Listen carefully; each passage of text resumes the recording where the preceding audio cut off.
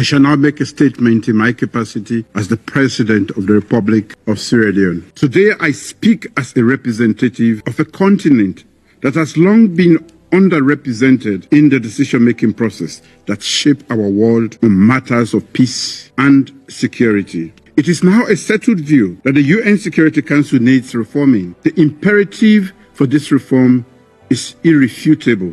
The legacy of colonialism, economic exploitation, and political marginalization has left deep scars on the continent, affecting its development, stability, and influence in international affairs. The UN, the cornerstone of international cooperation, was founded on the principles of equality, justice, and the collective pursuit of peace. Yet, the current structure of the Security Council reflects an outdated world order, an era that fails to recognize Africa's growing importance and contributions. Despite being home to 1.3 billion people and the 53 African countries making 28% of the total membership of the UN, with significant contributions to peacekeeping and conflict resolution, Africa remains grossly underrepresented in this vital organ of the United Nations. As the coordinator of C10, Sierra Leone has spearheaded efforts to amplify Africa's voice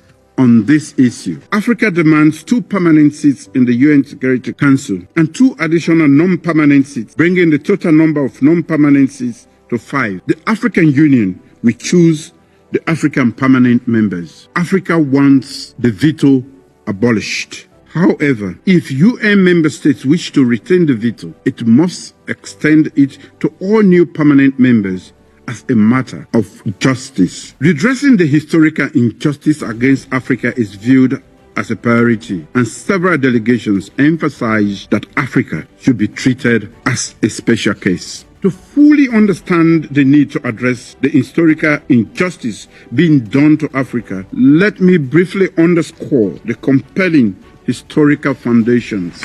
From the arbitrary partition of Africa during and after the colonial rule, African nations were excluded from key international decisions that affected their future. The lack of sovereignty and political representation during those periods has had lasting effects on Africa's ability to shape global policies and institutions. The legacy of slavery intersects with other forms of historical injustice, including colonialism, imperialism, and exploitation.